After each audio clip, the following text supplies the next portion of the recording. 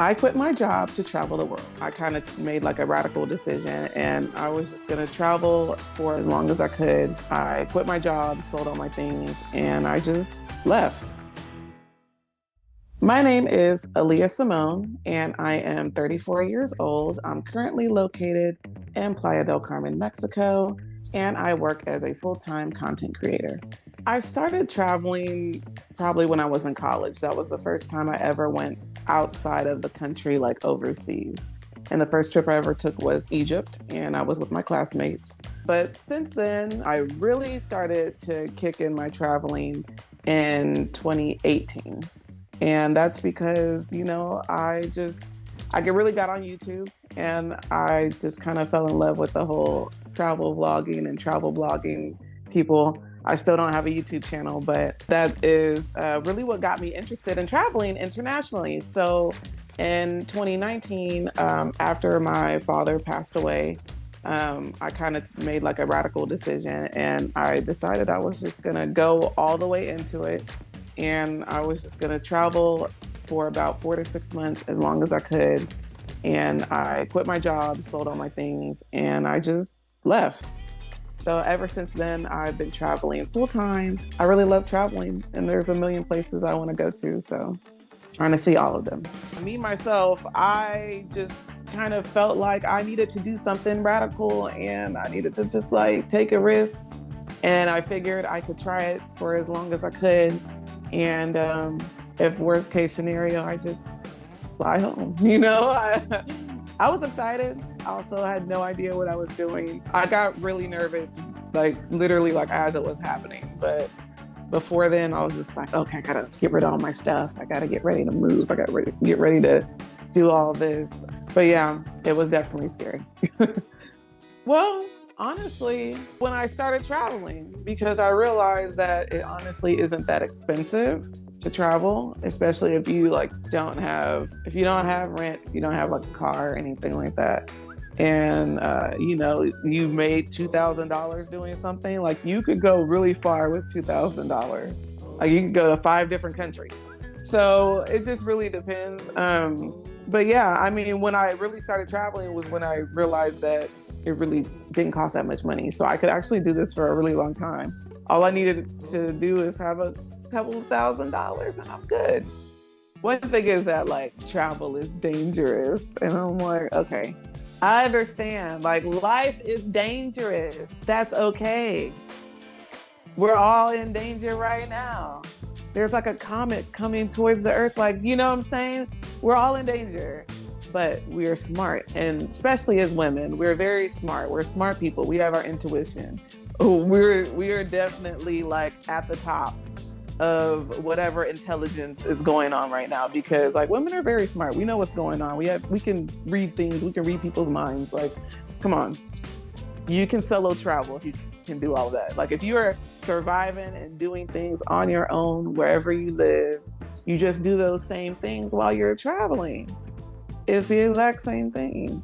Same safety precautions or anything like that. And we have the internet these days. You can always Google things, I just tell people, just Google what are the scams in whatever country you're going to. Boom. Now you know all the scams, you know what to look out for. Now they're not done because we're smart, we're women. So that's just one of the myths, is that it's dangerous, because it's really not. Most people are very, very nice and accepting, especially if you are open-minded and respectful of other people's culture, then they will definitely give you love back. So these days it's kind of like a mixture, because I do create content full-time. So a lot of times when I do travel, I'll be partnering with a hotel, or I'll collaborate with a tour company, it just really depends. Basically, if I do a brand deal, then they'll pay. I make a lot of money doing that. So I'll take that money and I'll go on a trip that I want to go on, and then I'll make content for that. It's just a whole little cycle for me. I get money, I spend it on travel, and then sometimes I'll go on a paid trip and then I'll use that money and I'll go travel again. And the cycle continues. Or I'll host a group trip and travel with that again, use that money to travel and go somewhere. That's how I keep costs low. I really don't like to spend a lot of money for things. I stay at hostels Um, I'll eat the street food, eat at the local places, stay at the local hotels. I'm a real simple girl. Do your research. Number one, make sure that you have all the requirements you need to get into whatever. If you're traveling internationally, make sure you have the requirements necessary to enter that country. It's different for all countries, okay? Don't just assume you know. And if you don't know, Google it. Google has all the answers. Number two, I would say like safety and things like that. Make sure that you look up scams, like whatever the local scams are, wherever you're going, because it's always going to be something and you want to know what that something is. So just look it up. It takes you 2 seconds. You can do it on the airplane on your way there. You need to do it. Just do it. It'll save you from being upset, getting your stuff stolen, etc. The third thing would be to make sure that when you're booking your flights, make sure that you're booking on the airline's website, just in case something happens to your flight, it's delayed or canceled or something, then the airline will help you. But if you book in a third-party website, they're not going to help you. So just book with the airline, okay? Just do that.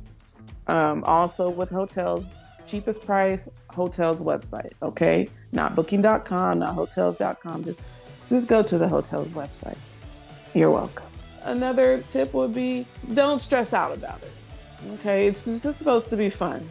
So don't get stressed out trying to plan everything. It's gonna work out okay. You just have to have your flight. You just have to know where you're gonna stay at. The other thing you need to figure out is how you're gonna get from your flight to where you're staying at. Once you figure those things out, you can figure out the rest when you get there. It's okay. Don't stress out. You don't need to plan every minute of every second that you're gonna be traveling. This is supposed to be fun, okay? I do not do schedules. I tried that one time. Everyone ignored it. Everyone just pretended like they didn't see it. And I was like, I'm never doing this again. So no, I do not do schedules at all. No, I'm like very spontaneous person.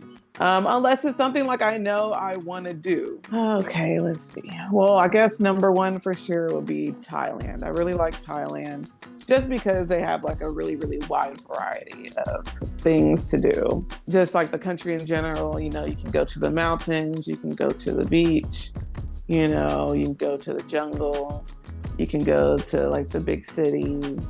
They just have everything there.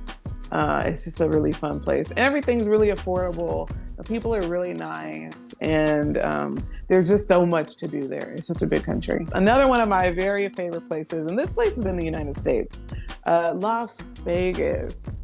Yes, I really love Las Vegas. I've probably been like 6 or 7 times. Another place that I really like is London. I really like London just also for the same reasons I like the other 2 places, because there's a lot of things that you can do there. It's huge. It's so big. You can just do so many different things there. And I think it's really good for solo travelers because everyone speaks English there. But it's not the same English, that we speak in America. It's a little different. Things are very similar to America there, but they're not. Like they drive on a different side of the road. And, I kept trying to get into the driver's side of my friend's car. And he's like, are you driving? It's just a little bit different. It's different enough that you are not in America anymore. But the people are friendly, and there's a lot of different things that you can do. They got a good transportation system. Those are just some of my favorite places that I would recommend to people. Definitely Milan. That would be a place. And I would say I wouldn't not visit it again, because if I was trying to go to Italy and I had the cheapest flight, I'm flying into Milan, but I'm going to not spend a night there. I'm getting out, I'm leaving immediately. But I don't know. I just did not like it there. I just don't understand why people go there. I like aesthetically pleasing places. I like architecture and viewpoints and things like that. I just didn't see any of that there. I just didn't like it. Piggyback off of that, Venice. It just didn't look like what I thought it was going to look like when I went. And not to say that I wouldn't go there again. I might go there again. But I don't want to pay to go there again because I paid to go there already and I was upset. So you're not going to trick me twice, So I'll go if somebody else pays.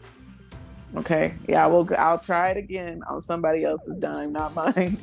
Paris, still another place I'm not too fond of. I don't know. I like big cities. I don't know. I didn't have a bad time there. I just wasn't like, oh, Paris, like how everybody is. I just never felt like that. Only if they really want to, because I think it does take a very strong-willed person to do what it is that I've done, but people can do it. Yeah, absolutely. I've seen people do it. It's definitely not all sunshine and roses. So sometimes I don't have no money. I mean, no money. Like sometimes I have no money, you know? So it's just like, what are you going to do when you have no money? Like, how are you going to feel? What's your attitude going to be? Because you could have no money, but you can't sit there and be upset about it. You can't get negative about it. You have to know what to do in those types of situations. I've had several of those situations. When I came back from traveling for 4 months, I have $40 in my bank account. $40. If you only have $40 in your account, you don't know where you're going to get any money from. Like, how are you going to treat other people? How are you going to treat yourself? What's your attitude going to be like? So it's just like stuff like that you really have to think about, because it is fun. Yes, it's fun. I enjoy it, but also at the same time, it's not like super easy. How bad do you not like your job? Because that's really the question is, okay, I mean, this is your life. Literally nobody is holding a gun to your head. We are all making our own decisions here. No one is making you be here. And no one's gonna chase you down.